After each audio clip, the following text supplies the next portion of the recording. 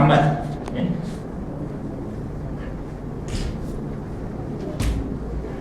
yang mana beliau mendapat pendidikan BA Honors Al-Quran dan Sunnah dari Universiti Kebangsaan Malaysia dan diploma pendidikan berasal dari Negeri Kelantan, dan sekarang ini beliau bertugas sebagai seorang guru di SMK Jasin, dan beliau juga sekarang ini merupakan penerusi Darul Syifa Sawangan Negeri Melaka.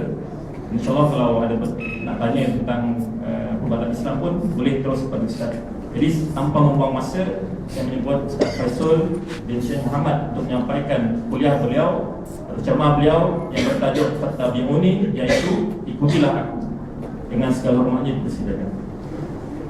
Assalamualaikum warahmatullahi wabarakatuh. Alhamdulillahilladzi arsala rasulahu bil huda wa dinil haqq liyuzhirahu 'ala ad-din kullihi walau karihal kafirun. Asyhadu an la ilaha illallah wahdahu la syarika lah wa asyhadu anna Muhammadan 'abduhu wa rasuluh. Allahumma salli wa sallim 'ala sayyidina Muhammad wa 'ala alihi wa ashabihi al-kiram والتابعين والتابعين لهم بإحسان إلى يوم الدين. رب اشرح لي صدري ويسر لي أمري واحلل عقدة من لساني يفقهوا قولي. اللهم علمنا بما جهلنا وذكرنا بما نسينا.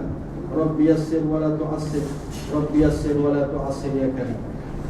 Yang dikasihi sahabat saya, saudara syukur selaku pengurusi majlis kita pada malam ini, dan seterusnya pengurusi surau dan ahli jawatan kuasa, pengurusi tamak penduduk dan ahli jawatan kuasa, muslimin muslimat, anak-anak yang dirahmati Allah Ta'ala sekalian. Pertama-tamanya kita banyakkan syukur kehadirat Allah SWT kerana kita baru saja selesai menunaikan sembahyang maghrib berjamaah, yang walaupun mungkin pada setengah orang dia merupakan suatu agenda yang tidak penting dalam hidup, namun percayalah Nabi mempertahankan sunnah ini sampai ke penghujung nyawa baginda sallallahu alaihi wasallam untuk menyampaikan satu mesej yang jelas bahawa ianya bukan satu perkara yang kecil, kecuali pada hari-hari terakhir baginda yang sudah tidak dapat lagi difafah untuk dihantar ke masjid. Maka pada hari itulah Nabi tidak dapat menunaikan sembahyang berjamaah dalam keadaan Nabi masih lagi menyalat lasir yang menjadi penutup di antara rumah baginda dengan masjid, dan melemparkan senyuman kepada para sahabat yang telah berjaya menunaikan sunnah Nabi sallallahu alaihi wasallam. Dan Nabi sangat serius mempertahankan sunnah ini, kerana dalam hadis Bukhari pernah Nabi mengukuh untuk membakar rumah-rumah mereka yang tidak hadir salat berjamaah, tapi kerana mengenalkan orang-orang tua dan kanak-kanak yang ada, Nabi batalkan hasrat itu. Walaupun ini mungkin kita kata berbentuk ugutan, tetapi sebenarnya dia satu mesej yang sangat mudah dipahami, bahawa surau dan masjid bukanlah suatu tempat yang hanya kita dirikan, tetapi kita kena hadir beramai-ramai sebagai tanggungjawab kita sebagai seorang Muslim, terutama pada akhir zaman. Apalagi yang bukti yang kita perlukan, kalau Allah suramikan Aceh dulu, yang pernah mendapat julukan Serami Mekah kerana hebatnya keilmuan dan aktiviti keagamaan di sana, tapi Allah musnahkan hanya tinggal masjid saja. Masjid Baitur Rahim yang berdekatan dengan pantai tidak dimusnahkan oleh Allah, untuk memberikan satu mesej bahawa zaman ini, maka zaman kita kena kembali kepada Allah, dan di antara cara untuk kembali kepada Allah ialah datang beramai-ramai ke rumah Allah, terutamanya bagi orang lelaki ketika solat berjamaah dan majlis-majlis ilmu. InsyaAllah pada malam ini kita nak membicarakan tentang tokoh yang hebat, yang sudah tentu tidak cukup masa sejam untuk membicarakannya, tetapi kita mengambil sedikit manfaat daripada majlis ini. Rasul yang hebat, yang bukan sahaja dikagumi oleh kita orang beriman, tapi musuh-musuh Islam. Sebagai contohnya Michael H. Hart, seorang penulis biografi, telah mengumpulkan 100 orang tokoh sepanjang tamadun manusia didirikan, dan dia meletakkan Nabi SAW sebagai tempat yang pertama, dengan mengkemudiankan Nabi Isa, nabinya sendiri, kerana dia melihat sepanjang tamadun dunia manusia bermula tidak ada tokoh yang lebih hebat. Seorang manusia yang tidak reti membaca dan menulis, yang disebut sebagai An-Nabiyul Ummi, berada di padang pasir, tapi telah dapat mentamadunkan dunia dengan ajarannya yang tidak pernah berlaku oleh mana-mana tokoh di atas muka bumi. Maka atas nama kesarjanaan dan kajian yang benar, dia terpaksa akur. Walaupun dia Kristian dan tidak ada rekod dia memeluk Islam, dia telah meletakkan Nabi kita SAW sebagai tempat yang pertama dalam hierarki mereka yang paling berpengaruh dalam memberikan keamanan, kehebatan dan ketamadunan dunia dari sumbangan yang baik. Tapi saya, suatu kali saya, kadang-kadang ketika umat bukan Islam mengagungkan Nabi SAW, kita dah beritahu bahawa Dr. Wet Prakash, seorang pengkaji dalam bidang pengkaji kitab-kitab lama, terutamanya dalam bahasa Sanskrit, sangat teruja bila dia melihat dalam kitab Veda, kitab Rigveda dan kitab Purana, 3 kitab utama dalam agama Hindu, sering menonjolkan seorang tokoh yang disebut dengan nama Narasansa, dengan nama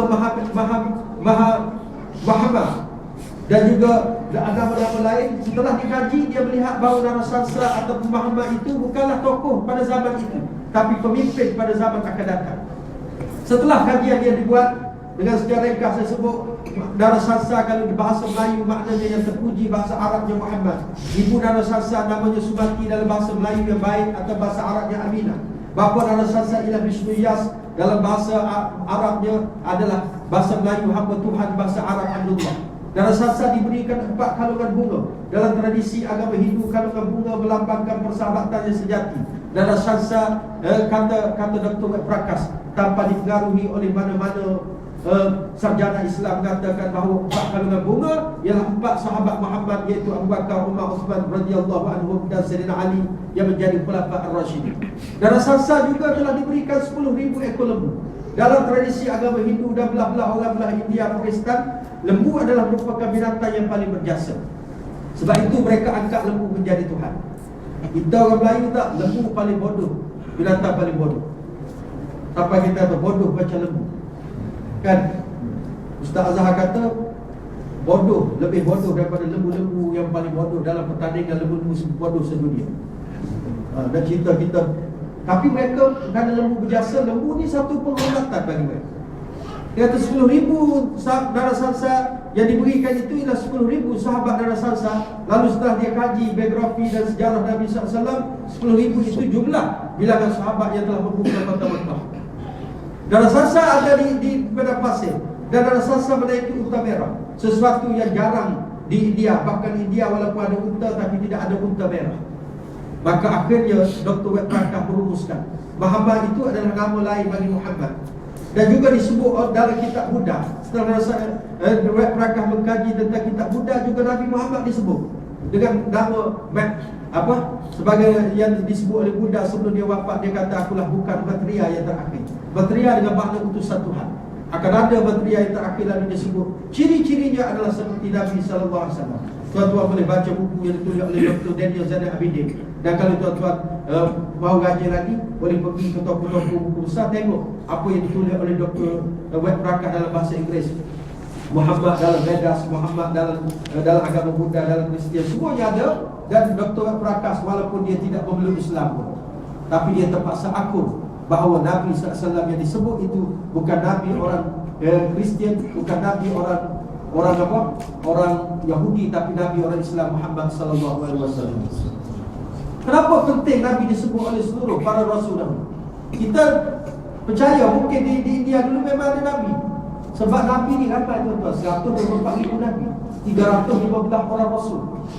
Mengikut hadis yang paling sahih diriwayatkan oleh Imam Ahmad dalam kitab Ar-Rusul wa Risalah, yang disebut oleh Dr. Sulaiman Ashqar, adalah 315 orang Rasul, 124,000 orang Nabi. Yang kita wajib tahu 25 orang saja. 315 tu ambil 25. 25 ni kita tahulah cara mereka yang punya perjuangan dia, punya nama. Dan Allah sengaja mudahkan untuk mengenali nama-nama Nabi. Sebab tu nama Nabi semua satu perkataan. Tak ada nama Nabi macam nama Nabi Muhammad Zafiru Muqtafi Billah ujung kan. Apa cikgu dah tulis pun tak ingat. Cikgu sampai awak tahu, sampai aku tahu, saya ingat nama Nabi. Panjang tak? Semua nama Nabi, Rasul, Adam, Idris, Nuh, Hud, Saleh, semua pendek-pendek. Senang nak ingat kan? Kita orang Melayu letak je panjang, panggil pendek je. Kalau Muhammad dia panggil Mat. Mat maknanya telah mati, pendek umur. Kita tak kerti bahasa Arab kan? Macam mana? Tapi nak cerita tuan-tuan, setiap tamadun dunia ada, pasti ada rasul. Kerana manusia tak boleh hidup dengan akal fikir. Sebijak mana manusia boleh menguasai kehebatan dunia, dia tak boleh hidup tanpa rasul. Buktinya setelah wahyu terputus 900 tahun daripada langit, setelah Nabi Isa diangkat ke langit, maka 900 tahun terputus wahyu. Tengok apa terjadi pada tamadun seluruh dunia. Tamadun Hindu pernah mencapai 3 juta Tuhan, kata Sayyid Muhammad Abdul Hasan Ali Al-Nadawi. 3 juta Tuhan. Kemudian mereka rekas tinggallah beberapa Tuhan sahaja. Sampaikan lembu diangkat menjadi Tuhan. Walaupun binatang lain tak sembah lembu. Tak percaya lepas lembu dalam kandang rimba sarapan pagi. Tak ada rimba respect pada lembu. Tapi manusia boleh sembah lembu. Kerana apa? Kerana manusia ni tak boleh hidup tanpa bimbing rasul walau semijat mana. Kalau manusia boleh settle kalau hanya saintis wujud, maka Allah tak turunkan Nabi, Allah turunkan saintis.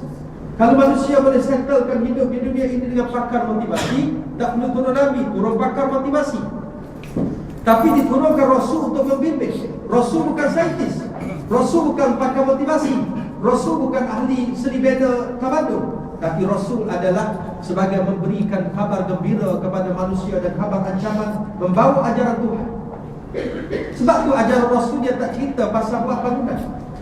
Mana ada dalam hadis buat bangunan sekian-sekian, tak ada. Sebab buat bangunan manusia boleh fikir sendiri. Yang tak sembah Tuhan pun boleh buat bangunan. Sebab tu tak ada ajaran dalam ajaran Nabi buat kereta. Kerana buat kereta yang tak kenal Tuhan pun boleh buat. Yang manusia boleh buat sendiri, Rasul tak peduli. Rasul yang mengajar manusia menyembah Tuhan. Soal keduniaan, antum a'lamu bi amri dunyakum. Dalam setengah riwayat, antum a'lamu bi umuri dunyakum. Kamu lebih tahu tentang urusan teknikal dunia kamu. Sebab tu nak buat surah ni tak payah rujuk pada ustaz. Telefon ustaz macam mana surah ni, dia punya kapet macam mana, tak payah. Buat aja lah. Tanya orang yang perlu. Sebab urusan dunia kita. Tetapi memakmurkan surau, itu campur tangan Nabi. Bagaimana nak mentadbir surau itu ada petunjuk Rasulullah SAW. Buat surau semua boleh buat, buat masjid semua boleh buat. Tapi memakmurkan masjid mesti ada campur tangan wahyu Allah SWT. Kalau tidak, surau tinggal surau, masjid tinggal masjid. Ada masjid bukan main cantik besar. Pergi semayang 3 kerak je, 3 orang. Bayangkan kalau pergi waktu subuh juga, tiba-tiba imam pun tak datang, agak-agak berani je semayang. Kawasan luas. Oh, seriau tuan. Angkat takbir rasa macam ramai je belakang. Lepas tu waktu rukuk tu ambil peluang, tengok semua tak ada kaki. Terus Assalamualaikum. Tengah-tengah rukuk Assalamualaikum. Orang Melayu dia takut kena kan. Sebab orang Melayu ni diberikan, ditakutkan tentang hantu daripada kecil ni. Tengok cerita-cerita kita semua ada hantu. Dulu saya ingat setiap malam Jumaat mesti ada cerita berkaitan dengan hantu. Saka apa semua, sampai hantu dalam botol kicap pada. Tempat lain tak ada. Hebat Melayu. Jadi nak cerita Nabi dan Rasul ni dia nak bawa ajaran Allah. Sebab tu manusia tak boleh hidup, tamadun tak boleh hidup. Tamadun Rom, cuba kita tengok apa jadi pada tamadun Rom. Kacau bila golongan aristokrat, golongan yang kaya, golongan feudal ni melampah tanah-tanah orang miskin. Sampai ke orang Rom pada waktu sangat miskin dan merempat. Tu boleh kita tengok filem-filem ulama. Orang-orang hamba abdi dilagakan macam tak ada maruah mereka. Padri-padri Kristian mengumpulkan harta. Bila mereka mati, bertimbul-timbul harta mereka kumpul daripada masyarakat. Tiada beritahu dulu dia setengah tempat bahawa dia jual tanah-tanah nak masuk surga. Sampai kena masuk surga kena berurusan dengan padri. Kalau tidak tak boleh masuk surga. Maka dia jual tanah dulu. Ada semindi, ada yang itu, macam-macam kan. 800,000, 900,000 misal contoh. Orang kaya boleh belilah, orang miskin tak ada harapan. Jadi orang miskin pergi jumpa, dia kata kalau tak ada tanah surga, tanah neraka pun okey lah, asalkan ada tanah. Sampai mereka macam tu sekali pada ketika. Sebab tu kita tahu bahawa dulu orang bangkit, masyarakat Kristian bangkit, cuba menjatuhkan kerajaan Rom, kerajaan apa, golongan feudal dan padri. Sampai mereka keluarkan satu moto dalam revolusi mereka, mari kita gantung raja yang terakhir dengan tali perut padri yang terakhir. Cukuplah raja, kita tak nak dah. Kita gantung mereka dengan tali perut. Akhirnya mereka terpaksa menerima agama, tetapi bukan sebagai cara hidup lagi sebagaimana diajarkan oleh Nabi Isa, tetapi sebagai religion. Religion dia hanya ada 4 saja, tuan-tuan. Berkaitan dengan ibadah, kemudian yang berkaitan dengan nikah, cerai, apa semua, kemudian berkaitan dengan kematian, dan berkaitan dengan urusan-urusan yang berkaitan dengan nak masuk Islam, nak masuk Kristian. 4 je, tuan-tuan. Semua agama di atas muka bumi ini religion, dia bukan din. Sebab tu kita tengok agama Hindu ada cara ibadah, ada. Suami dia ada ibadah, ada rumah ibadah, ada rumah ibadah. Ada cara nak kahwin, ada cara nak kahwin. Ada ketika kematian, ada. Bak ni mesti ada. Kristian pun ada rumah ibadah, ada. Ada cara beribadah, ada. Ada urusan perkahwinan, ada. Ada urusan kematian, ada. Bak mesti ada. Sempurnalah agama Buddha, agama apa mesti ada. Sebab mereka religion. Tapi kita bukan religion. Kita adalah din. Din, the way of life. Kita sebut dalam bahasa Inggeris jalan hidup. Yang kita telah janji dalam Islam, inna salati wa nusuki wa mahyaya wa mamati lillah rabbil alamin. Hidupku, matiku, sembahyangku, segala apa, semua untuk Allah. Nabi dia bukan ajar agama, dia ajar din. Kalau setakat nak ajar bab je, tuan, buat masjid, kemudian ajar cara beribadat, kemudian ajar cara nak kahwin, kemudian kematian, tak perlu 23 tahun Nabi menjadi Rasul. Dan tak perlu Nabi ada negara pun untuk benda macam ni. Seorang padri walaupun tak memegang kuasa politik, tak memegang kuasa, dia boleh duduk di gereja, dia boleh mengurus religion dia. Tapi kenapa Nabi bernegara 10 tahun di Madinah? Bahkan tahun hijrah diambil, tuan-tuan, sebenar dengan tahun penubuhan negara Islam yang pertama. Kerana anda buat cara hidup, dia tak boleh mesti ada kuasa. Tak boleh. Cara hidup ni banyak, tu. Dalam hidup ada sukan, dalam hidup ada makan minum, dalam hidup ada hiburan, dalam hidup ada ibadat, dalam hidup macam-macam ada. Maka Islam, agama Nabi bawa cara hidup. Taraktukum alal bayda, aku tinggalkan kepada kamu satu agama yang putih cemerlang, lailuha kanahariha, fama yazimun anha fahuwa halik. Dia punya itu di putih cemerlang, malam dengan siang sama. Agama Islam tak ada sembunyi-sembunyi. Semuanya diterangkan dengan jelas. Tapi siapa yang menyeleweng dengan Islam yang jelas ini, maka dia akan masuk, dia akan sesat. Tak ada perkara yang Islam sembunyikan. Sampaikan soal masuk tandas yang tidak diambil peduli oleh mana-mana agama lain, Islam memberikan prosedur yang tertentu. Saya pernah mengajar sekolah tampil kat Melaka, sekolah tampil. Saya saja tengok kawan-kawan India kat sana ada tak masuk tandas macam orang. Saya kata tak. Saya tengok yang kira paling alim dia kita ustaz. Sebab saya tengok dia punya tanda lagi besar pada orang lain. 50 sen punya silih, kadang-kadang dia ada lain dua macam sama. Tempat dia kan. Saya tanya masuk tandas ada apa? Masuk tandas mau baca. Tapi sebab makan ada. Saya tengok ada kawan-kawan India tulis dekat itu, Hinduism the way of life. Dia tiru Islam the way of life. Mana ada Hindu ajar tentang agama lain, tak kira Hindu apa, yang ajar tentang ekonomi. Mana ada bank Hindu, mana ada bank Buddha, mana ada bank Kristian. Tapi perbankan Islam ada. Sampai ke Hong Leong Bank pun pakai perbankan Islam. Kerana kita ada sistem yang lengkap, yang boleh bersaing dalam dunia sekarang. Dengan cara kita, dengan package kita yang tidak menepikan pihak bank yang nak mengambil keuntungan, dalam masa yang sama menjaga kebajikan orang-orang yang berurusan dengan sistem keuangan Islam. Sampai ada kita nak pajak gadai, kita ada Ar-Rahnu. Sekarang banyak Ar-Rahnu, bank rakyat apa semua buat Ar-Rahnu, pajak gadai Islam. Kalau kita pergi lagi pada gadai bukan Islam, kita berdosa kerana sudah ada. Kita ada sistem insurans Islam yang namanya takaful. Sama ada apa dia prudential ke apa benda, kepeduli kan. Yang penting sistem dia takaful. Kalau kita nak menyimpan mesti wadi'ah ataupun mudharabah. Kalau ada nama ni tak kira bank apa, ini Islam lah sistem. Kenapa nak pilih yang lain? Kita agama yang lengkap. Sebab kita bukan religion. Nabi bukan bawa religion, Nabi bawa dinul hayat. Sebab tu Nabi 23 tahun menjadi Rasul, bukan 23 bulan. Kalau setakat Nabi nak settlekan soal ibadat, tak payah 23 tahun. Tak payah nak berpegang dengan puak-puak kafir Quraisy mempertahankan negara. Buat kursus mak solat seminggu settle. Kalau setakat zakat, buka kaunter zakat, beri penerangan, tak sampai sebulan. Kalau setakat nak haji, kat Mekah sudah ada Kaabah. Buat saja amali 3-4 bulan kalau lama pun settle masalah. Tapi kenapa Rasul mengambil masa 23 tahun? Kerana Rasul Nabi SAW dia adalah merupakan yang membawa agama yang lengkap. Kita tengok Puan Hajar manusia pada hari ini tolak Nabi SAW. Dr. Qasim Ahmad tolak Nabi. Dia soalan intelektual. Kita panggil intelektual. Kita heran sampai pemikiran diseminarkan di Yayasan Kepimpinan Perdana. Jadi diteraju oleh Mantan Perdana Menteri. 2 hari seminar pemikiran yang bertaraf sampah dan tak ada nilai.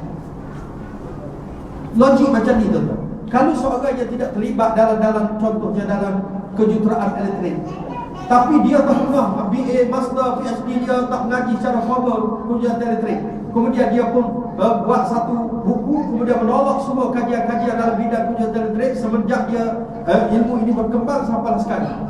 Ada tak orang nak buat seminar pemikiran dia? Tak ada, orang kata gila. Dia tak belajar kedoktoran ilmu perubatan alopati sikit abuk pun.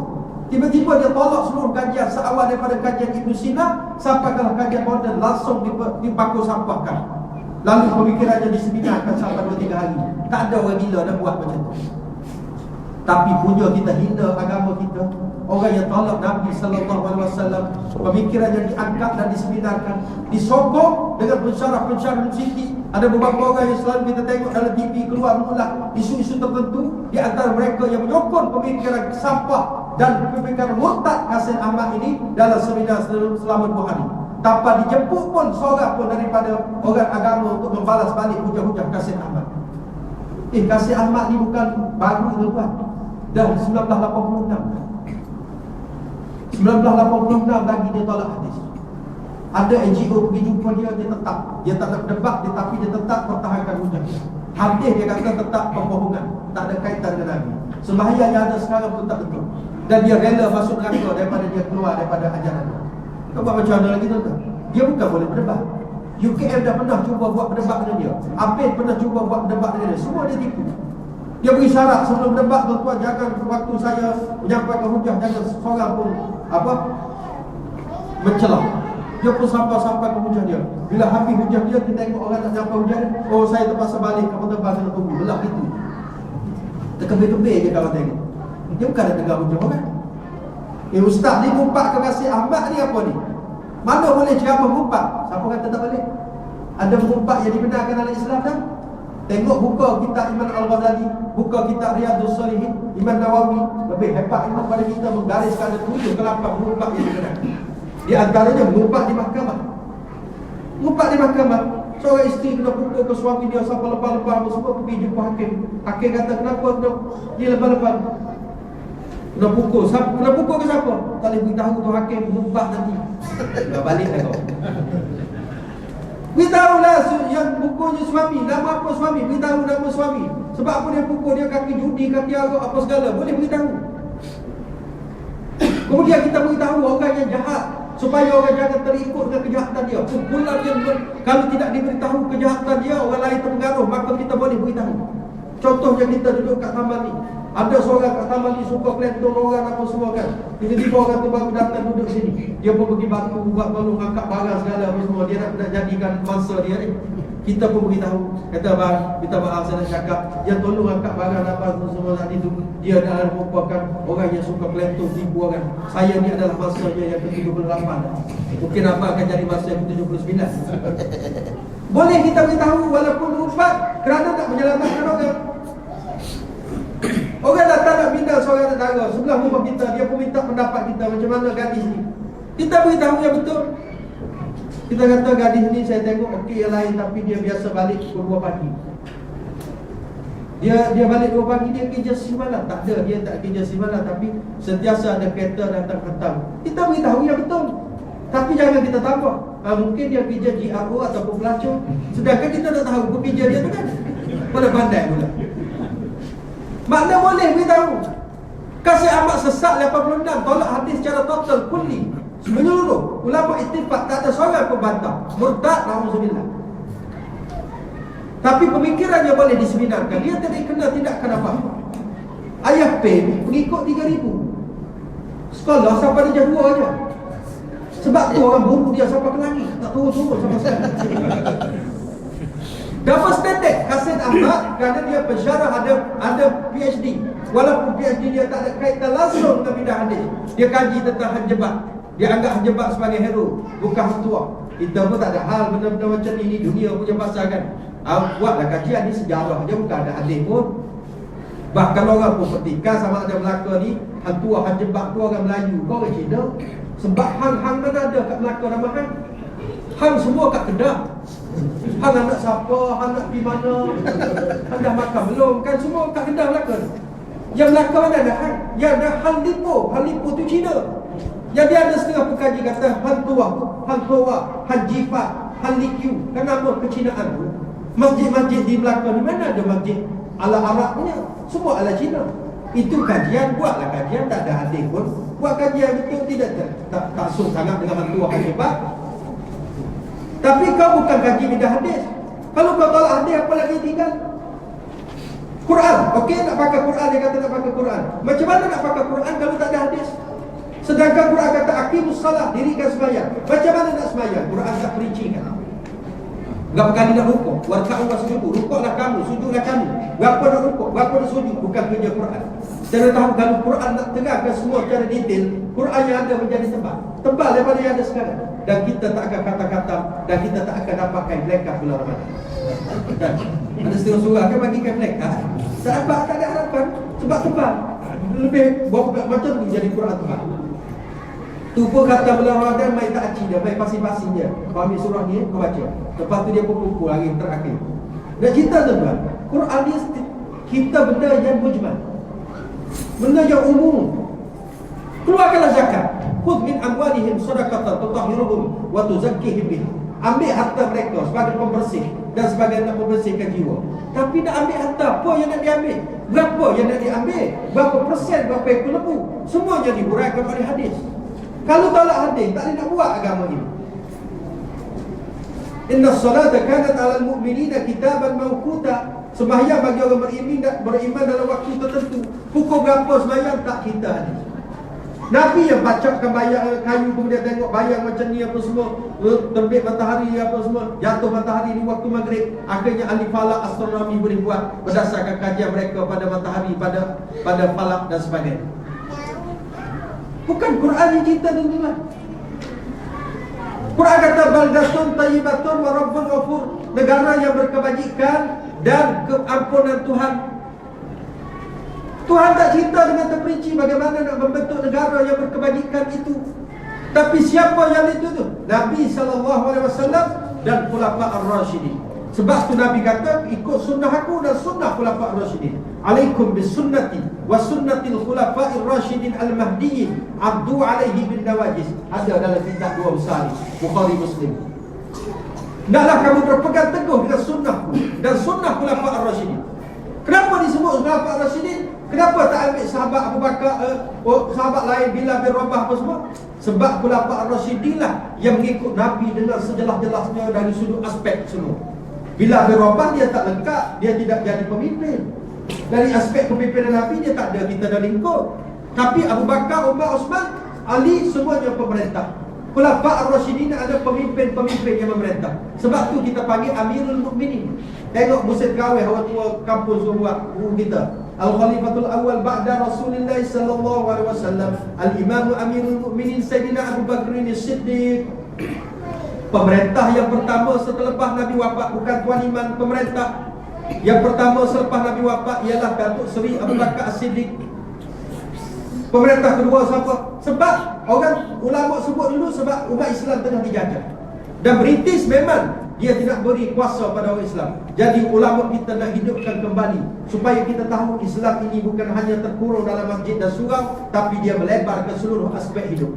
Sebagaimana Dr. Yusuf Qaradawi sebut dalam kitabnya Kaifa Nata'amalu Ma'as Sunnah, bahawa sunnah Nabi ini dia punya panjangnya daripada kita lahir, kita dalam perut ibu sampai kita mati.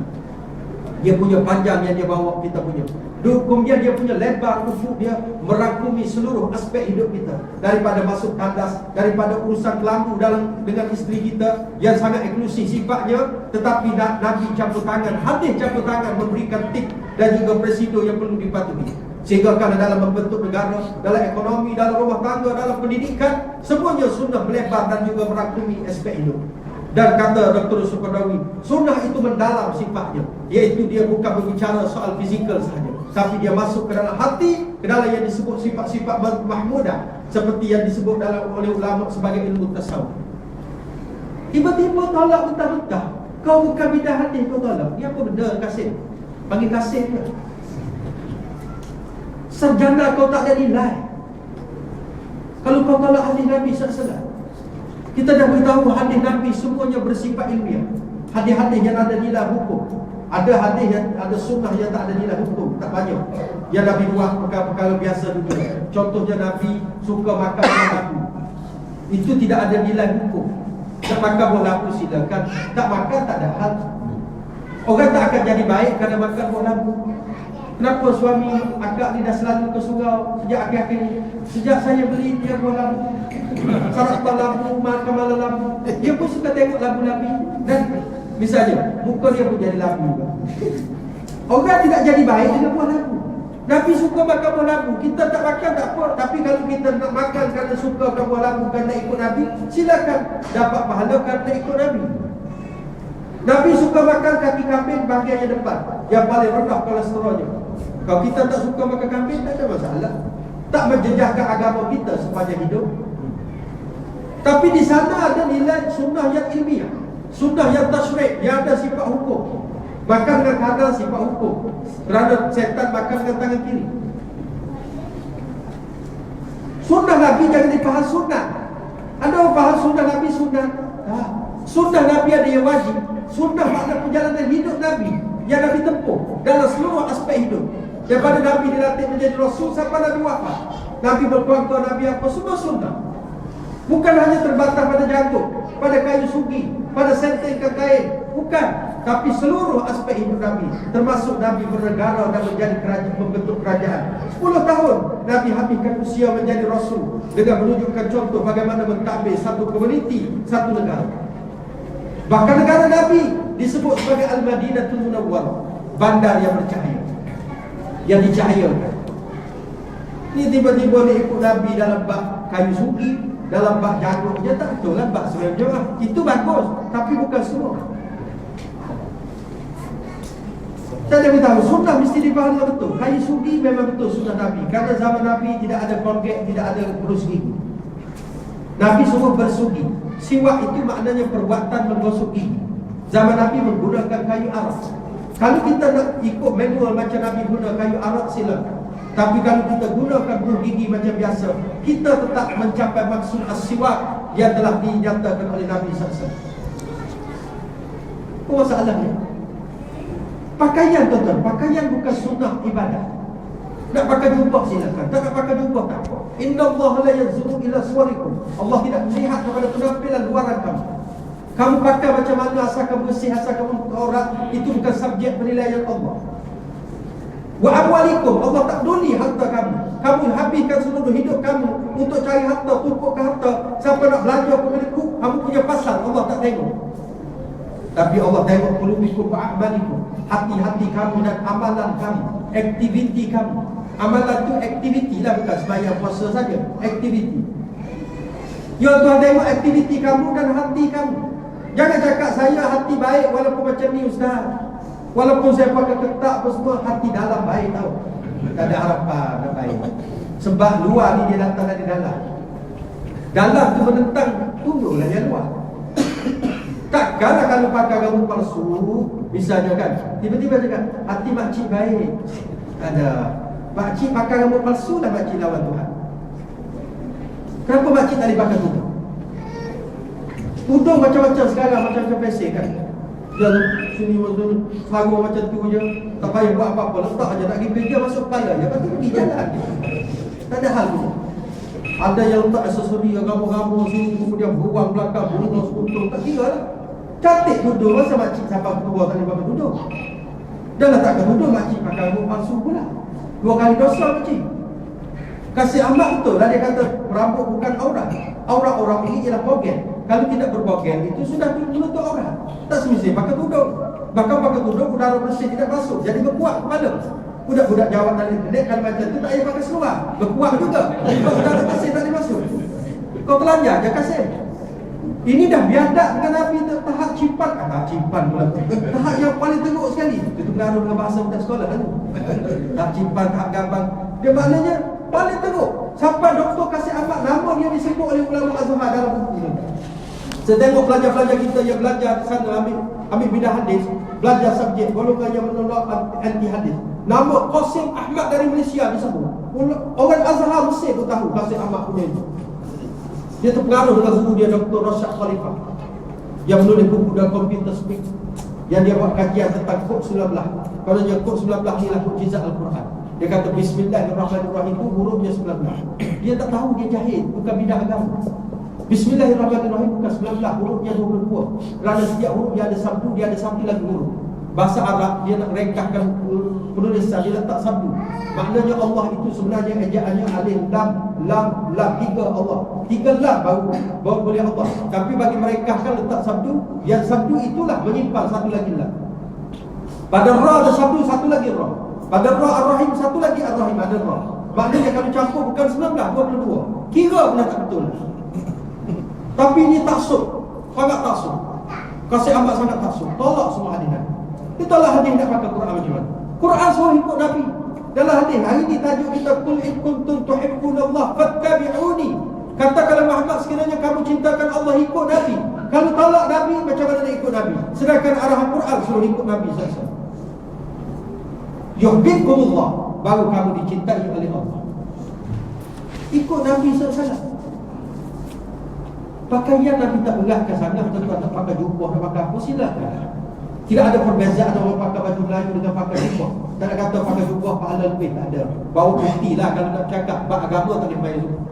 Tuhan tak ada. Orang pakai sekeban dengan pakai kopiah, tak ada beza. Pakai sompuk, tak ada beza. Tak ada beza sembahyang. Dia ditengok dalam sembahyang, perbuatan sembahyang dan juga hati ketika khusyuk. Pakaian masing-masing lah. Orang Arab pakai style Arab. Takkan kita pergi kerja nak pakai jubah macam orang Arab. Kita nak pakai baju Melayu hari Jumaat, silakan. Sebab Nabi menaikkan semua manusia tu kan waja'alna syu'uban wa qabail lita'arafu. Dijadikan kamu berbangsa-bangsa, berpuak-puak supaya saling kenal mengenal, tukar bertukar dari sudut kebudayaan apa semua. Bukan nak semua jadi Arab kat dunia ini, tidak. Kita faham tu. Tak ada masalah pakaian tu, tak ada masalah, tak perlu terlalu diketat sangat. Tapi kalau nak pakai jangan pertikaikan, jangan hina orang pakai serban.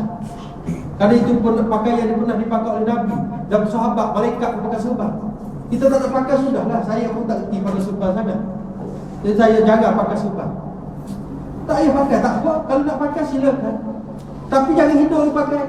Jangan jadi macam setengah-setengah orang yang liberalisme dihina. Balik buat-buat ulama sebab tu mereka dijogok kerana oksigen tak masuk ke otak, kerana diikat dengan serpai yang ketat. Ini kau cari pasal.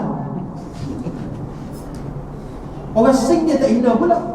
Orang Sing yang jadi doktor, jadi macam-macam itu. Tak ada dia kata Sing jadi bangang semua kerana serban. Tak berani. Jadi Nabi SAW untuk ikut pada bidang apa, semua bidang. Mana ada Nabi tunjuk satu perkara? Semua kita bukan boleh kita semua pada ceramah Maulid Rasul. Tuan-tuan datanglah kuliah yang dibuat oleh ustaz, carilah ilmu. Kerana seluruh ilmu yang ada itu semuanya untuk menghuraikan apa yang ada dalam Quran dan apa yang ada dalam hadis Nabi SAW. Hari ini mana ada orang buat hina Nabi tengok hujan dah tak turun. Jangan cari pasal hujan tak turun ni tuan-tuan, boleh menyebabkan kita jadi susah hidup tahu. Kalau air tak ada, tak lama lagi dengan Melaka pun nak jatuh. Nak buat pemberian awan tak boleh. Awan tak ada, tak cukup sangat. Habis dah hujan. Nabi dah tunjuk cara. Ada satu solat nama istisqa. Solat minta hujan. Istisqa tu makna minta minum. Direct to point. Tak ada hujan-hujan, minum terus. Kalau hujan dia yang paling penting sekali tak minum. Tuhan aku tak malu dah Tuhan. Istisqa minta minum. Atau wazan istighfar, minta ampun. Istisqa minta minum. Tapi ada buat. Dulu di negeri saya, jangan tanya di mana negeri saya, nak buat pembenihawan buat aku gitu. Kata Menteri Besar tak payah buat, kita istisqa. Buat sembahyang di dataran lapang 2 tahun lepas kita silap. Tengah sembahyang belum habis berdoa, hujan turun bercurah-curah. 2 hari hujan turun, settle masalah air. Satu sen tak habis duit. Bukan sembahyang hadap minta hujan, istisqa. Keluar di tanah lapang. Pakaian dengan pakaian kerja, dengan bukan pakaian bermewah-mewah, bukan pakaian ini bukan hari raya. Kalau nelayan pakai nelayan, kalau tukang kebun pakai tukang kebun. Datang dengan hati yang rendah. Puasa dulu sunat 3 hari puasa sebelum datang nak minta tolong dengan Allah. Bukan datang dengan kaku macam tu. Kalau ada binatang ternak, bawa binatang ternak. Sebagai apa simbolik bahawa mereka perlukan hujan. Tolonglah Tuhan ni kambing aku nak hujan juga, nak minum juga. Sampai begitu sekali pergi. Kemudian ada sembahyang, ada khutbah. Tapi siapa nak buat ni? Pihak jabatan agama lah suruh arahkan masjid-masjid buat. Cari tanda-tanda yang sesuai. Kan kita bukan boleh berhimpun ke ramai tu. Kata apa pula? Dia kata nak buat tunjuk pasal lah. Namun ada bukti kata borah pula. Jadi maknanya kena orang yang berautoriti lah buat. Tak selesai masalah dengan minta tu. Ni hujan tak turun ni berapa lama tuan-tuan itu. Panah macam pada pasir sekarang.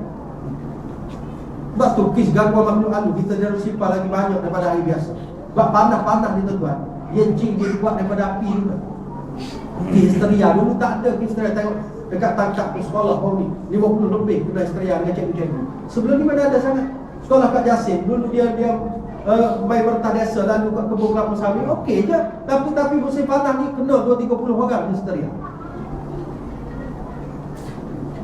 Ini sebab bila panas tuan-tuan, macam-macam penyakit datang. Hujan tu rahmat Allah. Kita sendiri pun rasa tak selesa hidup. Rasa lain macam, kita pun rasa jadi macam panas-panas, barang juga kan. Mudah keluar baru, cek-cek buka sekolah apa semua, tekanan itu. Ini bala Allah. Sebab tengok manusia tuan. Allah beri rezeki bumi Malaysia ni Allah Akbar. Sampai negeri lain cari makan kat tempat kita. Tu, dekat Burma tu, pelarian Rohingya tuan-tuan, rumah pun tak ada, masjid pun kena bakar tuan-tuan. Perempuan, budak-budak, kanak-kanak 8 tahun kena rogol. Yang kat kita ni, minta dirogol. Pakaian dia seolah-olah kata, rogol lah aku. Ni saya pinjam kata-kata ada seorang ustaz tadi. Pakai seksi, pakai ketat. Mak bapak tak tegur. Anak keluar ketat kerja.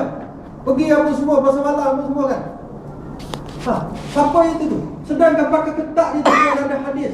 Nabi kata sinfani min ahli nar lam arahuma. 2 jenis manusia tak pernah aku tengok atas muka bumi di atas dalam neraka punya tu. Qaum siyatun ka'adna bil baqara yadribuna bihannas. Satu kaum, satu orang yang mempunyai kuasa, yang mempunyai cemeti seperti ekor lembu yang memukul orang-orang bawahannya. Satu lambang kepada kepimpinan yang zalim. Sebagaimana berlaku di Mesir yang bunuh rakyat dia ribu-ribu. Di Suriah sekarang tuan-tuan, golongan Syiah bunuh rakyat dia. Kemudian kata Nabi, wanisa'un kasiyatun 'ariyatun mumilatun ma'ilatun rubusuhunna ka'asnatil buhtil ma'ilah la ya'kulna al-jannata wa la yajidna riha wa inna riha la yujadu min masiratin kadza wa kadza. Rawahu Muslim. Boleh tengok dalam hadis. Perempuan yang berpakaian tapi telanjang. Ulama kata yang berpakaian tapi telanjang yang ketat menampakkan bentuk tubuh. Pergi kerja orang boleh tahu pinggang dia berapa, dia punya punggung orang boleh nampak kerana dia tunjukkan ketat. Setiap kali dia keluar kerja, mata-mata yang melihat dia bergumpul rasa secara pasif. Walaupun dia tidak aktif, dia tidak apa, dia duduk saja orang tengok, dia bergumpul dosa. Suami yang membenarkan dia pakai macam tu, suami dayus.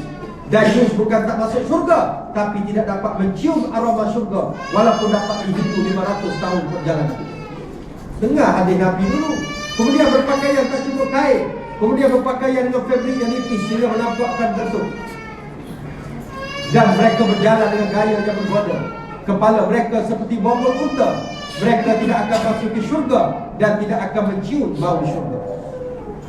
Ada orang heran, orang Suria kena bunuh puluh-puluh ribu, masjid kena bom, nak sembahyang pun tak ada, masjid cantik-cantik, surau cantik-cantik. Berapa kerat yang sanggup datang bila dengar laungan azan? Kita akan ditanya oleh Allah Subhanahu Wa Taala. Kalau surau sudah ada, azan sudah dikumandangkan, tiba-tiba kita tak boleh datang kerana sebab yang sangat remeh. Oh, kalau pasal berdem, kalau pasal terima duit, gebuk datang. Tak apalah, pergilah ambil duit, tak ada hal. Tapi kenapa laungan azan, panggilan Allah kita tidak tunaikan? Siapa kita, hebatkah sangat kita ni, maka itulah mungkin penyebab Allah turunkan. Kita cakap kita tak ada gempa bumi, betul tak ada gempa bumi, tapi Allah boleh sekat air hujan. Pakar sesi ketat-ketat apa semua, nak buat hukum Allah pun tak nak, ustaz sebut, ustaz kena gaf. Tuan-tuan, Brunei yang kecil buat, Indonesia yang besar tak buat tau. Brunei bulan April ni dia akan laksanakan hukum Allah. Sultan Brunei kata saya tak nak bertanggungjawab. Dah lama dah kita ni tak ada tanggung-tanggung lagi kita akan buat. Ini hukum Nabi SAW, hukum Allah. Ni ada petikan, ustaz sebut hukum Allah, ustaz bukan kerja agama, ustaz dah masuk bab lain tadi. Jawab di hadapan Allah nanti. Allah tahu sampai ke dalam hati yang paling dalam. Segala jenayah berlaku pada hari ini tuan-tuan, orang tak boleh sekat. Antara punca je tak ada hukum Allah. Dahlah tarbiyah tak ada, memang hukum Allah tu mesti dibaca bersekali dengan tarbiyah. Dengan tarbiyah dengan apa semua. Kemudian bila orang yang tak makan sama dengan tarbiyah, maka baru datang hukum Allah. Sekarang lagi teruk, dengan pusat hiburan, tuntang-tuntang, majalah bangga segala macam, dengan televisi cerita Korea, Running Man, apa macam kan, semua segala apa, tengok. Budak-budak sekolah tanya sampai bila Running Man, dia boleh sebut nama sekian-sekian, zirampak tak zirampak, semua dia kan. Ustaz pun apa juga, aku tengok juga dan sekali. Nak tahu ke tidak, mana boleh, itu kan. Dan tidak kita tak tahu apa budak sebut Running Man, apa benda Running Man? Running berlari-lari, man orang lelaki kan. Jadi kita tahulah. Nak cerita tuan-tuan, mungkin sebab tu kita tengok Tuhan beri macam-macam kita. Brunei alhamdulillah disebut, tak ada pun dengar Brunei kena kemarin bulan April dah buat. Orang bertikaikan nanti buat pelabur tak datang segala macam. Tuhan jumpakan 6 telaga minyak yang ada rizal minyak 600 tahun bertahan. Apa nak kata? Turun ke kadar jenayah 50%, walaupun belum buat lagi. Kadar penceraian turun 9%. Sekarang di televisi Brunei tengah bertanya, tengah beri penerangan, mana-mana orang soal jawab, dan Sultan Brunei beri amaran kepada media-media, jangan menghina hukum Allah. Kalau tidak, bila elemen hudud dan hukum Allah dilaksanakan 4 April nanti, bulan April nanti, yang hina itu akan dulu dihadapkan mahkamah. Kecil je Brunei tu kan, Allah dah tunjuk. Yang besar tak nak, Tuhan buka ke hati yang kecil. Kita nak katalah asal apa? Masyarakat majmuk buat untuk Islam. Sampai bila nak tengok pembunuhan berlaku berleluasa rumah. Mana rumah tak ada grade sekarang tu? Mana masjid dan surau tak berkunci? Rumah Allah pun tak selamat. Saya dulu waktu ngajar Melaka selalu singgah Masjid Kapur Hulu. Dia punya tabung besar, bukan main, lilit dekat tiang dengan rantai kat salengan. Kita tengok tak tengok. Tanya Tuan Iman, betul-betul ni? Dia kata yang lilit ni pun dah putus lah. Dia jambil karbus buat lari. Nasib baik dia tak campur kajian dia. Sekarang kan pencuri dengan mesin peteteler tu dia ambil kan. Yang curi tu satu hal, yang bunuh orang ketika merompak tu berapa gambar dan makcik-makcik akak-akak yang telah terbunuh ketika dirompak, dirangkuk beg dia. Berapa gambar manusia, orang yang dirongkul, yang bunuh. Berapa? Sampai bila kita tak bertahan? Sebab tu tuan-tuan, kita kena kembali kepada Allah dan Rasul menyeluruh. Bukan ambil sikit-sikit. Jangan layan Nabi macam lebay kampung. Dalam bab ibadat, bab apa pakai Nabi. Bila bab nak mengurus hidup ini, Nabi tak campur tangan. Kami tak perlukan kau wahai Rasul. Kami boleh settlekan sendiri masalah dunia kami. Jangan kita hina Rasul, takut kita tak dapat jawab soalan semudah man nabiyuka di dalam kubur nanti. Siapa Nabi kau? Kenapa soalan remeh macam tu ditanya ke dalam kubur? Yang mati ada profesor, ada macam-macam orang, bidang kajian akademik macam-macam. Tanyalah soalan canggih-canggih sikit.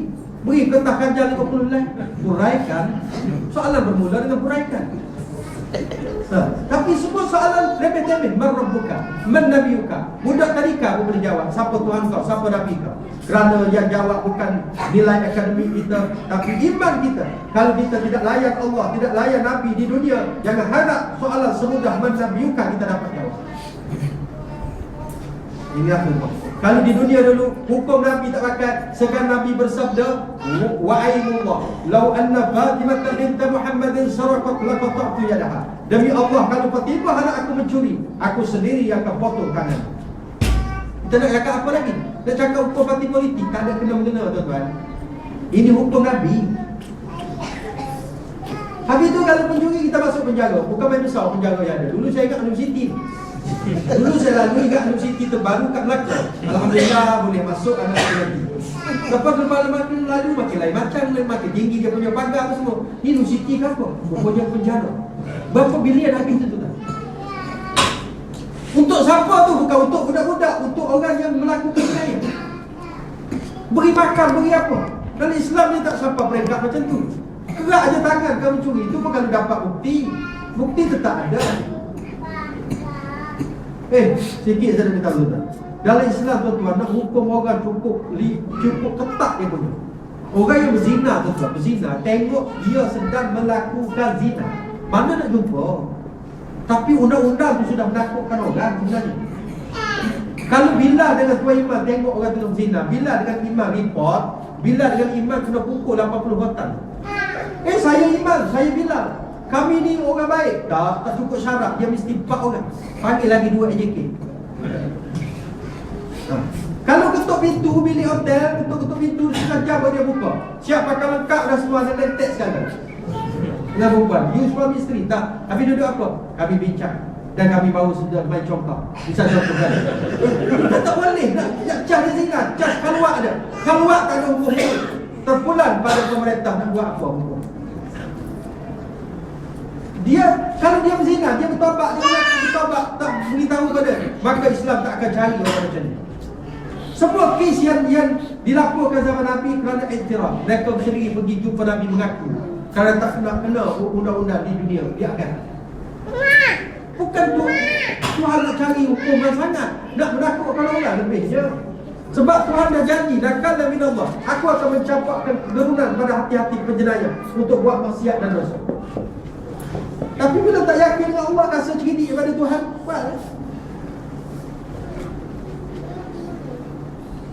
Itu baru boleh dosa. Dia ada panah-panah sikit. Saya cakap ni betul tuan-tuan. Sebab kalau tuan-tuan nak jumpa dalam rancangan, tanyalah ustaz, tobat tak jumpa.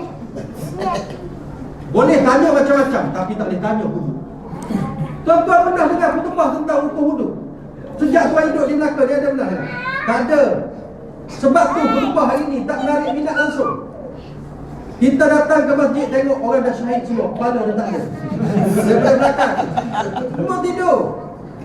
Sebab sekarang bukan berkhutbah, membaca khutbah. Ambil teks baca. Kalau saya datang ceramah, saya bukan boleh baca ni. Memang hebat buku ni, tapi kalau saya baca saja, tuan-tuan nak dengar. Udahlah ustaz, kalau setakat baca aku pun boleh. Khutbah ni beri dia punya isi kandung sikit-sikit, kita pun urai lah. Saya berapa kali dah khutbah dekat Selangor, dia tak ada, aku suruh beri teks, dia kata ustaz, tajuk macam ni. Kita mana-mana cari dah buat nota sikit-sikit, jangan asyik tu tengok teks je. Boleh khutbah orang tak mengantuk pun, sebab kita baca kan tidak terlalu bergantung pada teks. Tajuk khutbah pula kadang-kadang tak relevan. Tajuk yang tidak mengejutkan orang yang tidur, tapi lebih menidurkan orang yang jaga. Ada tajuk khutbah, bayarlah cukai tanah. Baik buat kau buat makanlah buah-buahan tempatan. Ini musim panas ni, kaitkan sikit dengan dosa manusia. Kalau Allah tidak akan turunkan panas, tidak tahan hujan kalau tidak ada maksiat yang dilakukan. Kerana polisi Allah, dia tidak akan memberikan ancaman dan juga bala kepada negara yang beriman. Walau anna ahlal qura amanu wattaqaw la fatahna alaihim barakatin minas sama' wal ard. Kalau penduduk sesebuah negara itu benar-benar beriman dan bertakwa pada Allah, pasti akan buka keberkatan daripada langit, hujan akan turun, dan juga keberkatan dari bumi. Walakin kazzabu, tapi mereka mendustakan ayat-ayat kami, tak percaya dengan ayat-ayat kami. Fa akhadnahum bima kanu yaksibun. Kami akan timpakan dengan sebab apa yang mereka dustakan tersebut, yang mereka lakukan. Ni ayat Quran, bukan ni apa-apa. Nabi SAW. Sebab tu zaman Sayyidina Umar dulu sedikit bergegar kota Madinah. Sayyidina Umar pun kemah bambaran. Dia panggil semua rakyatnya. Dia kata, demi Allah, bergegarnya bumi Madinah pada hari ini kerana dosa yang dilakukan oleh kami. Maka aku tak sanggup lagi hidup dalam kami. Selepas ini kalau kamu tidak menghentikan dosa dan akan berlaku apa-apa bala bencana, aku tidak akan bersama-sama dengan kamu lagi. Barulah ada yang buat dosa tu bertobat. Zaman Nabi boleh bergegar, zaman Sayyidina Umar. Kubur Nabi masih merah lagi. Ada orang buat dosa, bergegar kota Madinah. Kita jauh dengan Nabi. Orang tak semayang berapa ramai, yang tak tutup aurat berapa ramai, yang hina hukum Allah berapa ramai, yang tolak hadis berapa ramai, yang ajaran sesat berapa ramai. Yang Syiah, Allah Ta'ala ceritalah, kau sahabat pun kau kafir, kenapa lagi tinggal? 3-4 orang je sahabat ini. Tak ada tuan-tuan. Akhirnya apa? Berkecam macam-macam fahaman. Yang liberalisme, yang rasa lebih cerdik pada ulama, pada orang yang memahami nas, gunakan akal fikiran semata-mata untuk mentafsirkan nas dengan menepikan sistem Islam. Tengok dulu, semayang boleh campur lelaki perempuan. Untuk bahan berdaftar tu, buat satu seminar dulu 3-4 tahun lepas, Al-Musawah, persamaan. Kenapa orang lelaki sahaja yang boleh jadi imam? Kenapa dalam harta pusaka orang lelaki dapat lebih, perempuan dapat sikit? Ini tidak adil, kami nak persamaan. Hukum Allah pun dia cabar. Tuan-tuan tak tahu mungkin. Dia buat, dia panggil orang luar, Dr. Aminah Wadud dan sebagainya. Nak cari persamaan, kami nak persamaan. Orang Allah Ta'ala dah buat, orang perempuan mana boleh jadi imam? Kalau orang perempuan jadi imam, saya agak khusyuk ke makmum? Tak khusyuk. Imam rupak makmum tu baca lagi Fatihah. Mana boleh tuan Allah sampai kena tegur imam salah, orang perempuan tak boleh bersuara, kena tepuk tangan dia kan, belakang tangan macam tu. Bukan tepuk ngakak, tepuk macam tu. Atau tepuk bawah. Bersuara tak boleh, takut menggugat imam. Nanti imam kata, siapakah itu? Kan misalnya, kalau imam tak kahwin lagi lah cerai. Awet aku tak? Sampai macam tu sekali. Ini kan pula Allah Ta'ala jaga maruah wanita. Ada tempat yang boleh dia ke depan, ada tempat yang tak boleh. Bukannya double standard, bukannya gender, bukannya masalah lain, tapi demi menyelamatkan maruah. Kerana bagi Allah, Allah pun layan perempuan ini sebagai hamba dia. Dia tak ada beza sedikit. Innal muslimina wal muslimat wal mu'minina wal mu'minat. Siapa kata? Wal qanitina wal qanitat was sadiqina was sadiqat. Perempuan, orang beriman perempuan, beriman lelaki, apa semua sama, tak ada beza. Jadi saya rasa akhirnya saya nak buat kesimpulan. Kalau ada soalan saya akan jawab. Yang mana boleh jawab, bahawa Nabi kena ikut semua. Ceramah sejam tak boleh nak cerita seluruh aspek hidup Nabi 23 tahun. Tetapi jangan ada sekelumit di hati kita membantah ajaran Nabi dengan meletakkan fikiran kita ke depan. Ingatlah firman Allah, ya ayyuhalladzina amanu la tuqaddimu baina yadayillahi wa rasulih. Tuan-tuan boleh tengok dalam surah Al-Hujurat ayat 1, ayat 2. Tuan-tuan boleh tengok sebab menuzul. Saya tak sempat nak huraikan bagaimana kita tak boleh mendahulukan pemikiran kita, cakap kita daripada Allah dan Rasul. Bila berdepan dengan nas, kita mesti akur bahawa Allah dan Rasul Nabi yang terbaik. Jadi kena ikut. Soalan pertama, apakah pandangan Ustaz tentang kemarau? Yang saya dah sebut tadi lah, ujian atau bala. Ujian ni kita tengok, kalau kita baik-baik tiba-tiba kena juga macam satu bentuk macam bala, itu ujian. Macam Nabi Ayub, dia seorang Rasul tapi kena penyakit, anak dia mati, itu ujian meningkatkan keimanan. Tapi kalau masjid tak pernah datang, surah tak pernah datang, subuh pun tak pernah sembahyang, tiba-tiba kena, itu bukan ujian, itu bala pun. Tengok kepada keadaan. Tuan-tuan boleh tafsir sendiri. Kalau penduduk negara kita kebanyakan orang beriman, memang baik-baik, masjid pun penuh, kuliah ilmu, pendidikan Islam berjalan, hukum Allah tertegak, tiba-tiba kemarau turun sebagaimana zaman Sayyidina Umar dulu, itu ujian. Tapi kalau sebaliknya, itu adalah bala Allah Ta'ala. Kerana ayat yang saya sebut tadi. Yang kedua, apa pandangan mendidik anak cara kekerasan? Rotan sebagai contoh. Dalam Islam dia ada sebut, muru auladakum bis-salah wa hum abna'u 7 sinin wadribuhum 'alayha wa hum abna'u 10 sinin wa farriqu bainahum fil madaji'. Hadis sahih. Hendaklah kamu suruh anak kamu solat. Solat diambil kiasah dengan ibadat yang lain. Kerana solat tiang anak ketika berumur seawal 7 tahun, mengikut umur Islam lah, bukan Januari Februari, umur mengikut kalender Islam. Dan pukul mereka, boleh pukul bila mereka tidak semayang bila umur 10 tahun. 7 tahun tak boleh pukul, 8 tahun tak boleh pukul, 9 tahun tak boleh pukul. Di sekolah pun sama, di rumah pun sama. Hanya bila mereka 10 tahun boleh pukul. Pukul di mana? Pukul kawasan yang tidak boleh melibatkan muka, melibatkan dada, melibatkan cederaan. Boleh di bawah betis, kemudian di tapak kaki. Pukul tidak boleh dalam sekali sesi pukul lebih daripada 20 kali. Dan tidak boleh rotan diangkat sampai dapat ketiak. Ibarat kalau kita kepit buku tak jatuh, kita rotan. Boleh paling banyak 20 kali sahaja. Bukan semestinya 20. Tengok kesalahan. Dan kalau setakat sikit, mesti cukup 20. Baru 19. Budak bapak tu paling guna tangan. Tak ada Nabi suruh guna tangan. Nampak tak? Walaupun ada setengah ulama dia penampau kan ada. Kawan saya cerita Ustaz Najib, dia belajar dekat Seria dulu. Dia tak hafal satu matan. Bersyarah dia panggil, pegang janggut dia, sikit dia ada janggut, tapi dapat pegang juga, keping dapat lebah. Bangun budak Algeria, budak tu tua dia. Sikit dia kata, tuan guru, kenapa tampar? Dalam Islam mana anda boleh tampar? Dia kata, kau diam. Aku tahu budak ni cara nak didik budak. Budak ni kalau setakat watan tak pakai saman, dia kena penampar. Ibu jadi baik. Ada juga yang macam tu. Tapi secara umumnya kekerasan tangan tak boleh digunakan. Yang boleh itu kis-kis terpencil saja. Secara biasanya rotan boleh digunakan. Sebab tu sunat bergantung rotan di rumah. Bukannya sudu dan berpu bersilat. Itu boleh. Kita boleh rotan, tak ada masalah. Dia tidak. Cuba itu. Dan pisahkan tempat tidur bila umur 10 tahun. Tadi tidur bersama budak-budak. Apakah cara terbaik untuk istiqamah dalam ibadah? Istiqamah di mana keterusan? Nabi sebut dalam hadis khairul umur, khairul a'mal adwamuha wa in qalla. Sebaik-baik amal ialah yang maintain dan keterusan walaupun sedikit. Dia buat sikit. Selawat pada Nabi 10 kali lepas subuh, lepas maghrib. Tapi setiap tahun dia buat, puluhan tahun dia buat. Lebih baik daripada buat 5,000 tapi sekali. Ibarat air yang bertitik atas batu yang keras. Kalau dah jangka yang masa yang lama boleh melekupkan batu. Berbanding dengan air yang disimpah satu lori bukan sekali simpah, tak ada kesan apa. Maka nak istiqamah, dia mesti kena ada ilmu. Sentiasa berdamping dengan orang juga yang istiqamah.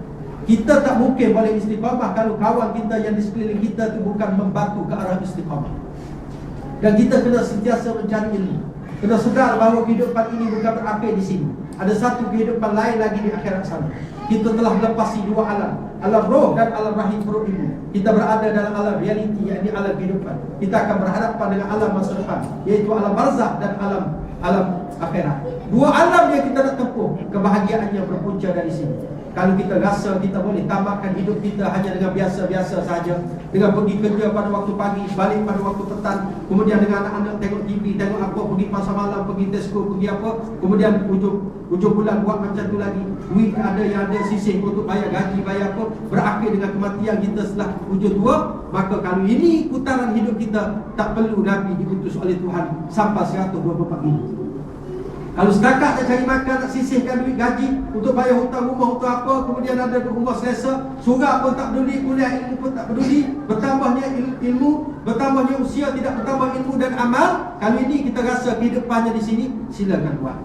Tapi kalau kita yakin dan pasti bahawa di sana ada dua lagi kehidupan yang sedang menunggu, bahkan masa yang lebih panjang daripada kehidupan dunia yang singkat ini, maka kita kena istiqamah. Kita kena maintain melakukan ibadah. Kita tidak boleh buat kemudian on off tak boleh. Kita cuba seterusnya tuan-tuan. Walaupun sikit tak apa. Solat duha 2 rakaat tapi dibuat selalu. Lebih baik daripada buat 12 rakaat tapi sekali. Bangun sebelum subuh, buat 1 rakaat solat witir, 1 je. Tak boleh nak berdiri, duduk kata contoh. Lebih baik daripada langsung tak buat. Istiqamah tu penting. Sebab tu ulama sebut al-istiqamah khairun min alfil karamah. Istiqamah itu lebih baik daripada 1000 karamah.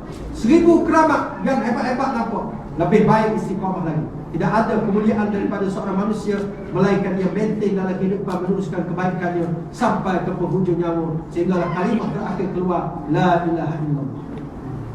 Jadi saya seru pada tuan-tuan, di saat marah Allah Ta'ala uji pada kita ni, banyaklah doa. Di antara doa yang kita baca tadi, Allahumma asqina waitan mughithan, wahai Tuhan berilah kami minum dengan air hujan yang membantu, yang menolong kami, barian yang memberi kebaikan dan menyuburkan tanaman, kemudian nafi'an ghairu dhar yang memberi manfaat tidak memberi mudarat, kemudian ajilan ghairu ajilin yang segera sifatnya bukan yang ditangguh-tangguhkan. InsyaAllah kita akan tulis situ dekat tiang dekat tu, semua orang boleh baca. Mana tahu dalam kalangan kita ada yang doa yang dimakbul oleh Allah Taala, maka hujan akan turun dan akan menyelesaikan masalah air yang kalau berlanjut dia akan membunuh hara kehidupan kita di sekolah, di pejabat. Banyak yang kita dah pernah alami dulu di Melaka. Saya tak ingat tahun berapa, saya belum duduk Melaka lagi. Tapi masa tu ramai orang pergi kerja tak mandi. Jadi moga-moga yang baik kita datang daripada Allah. Saya minta maaf pada terkasar bahasa tersinggung peribadi.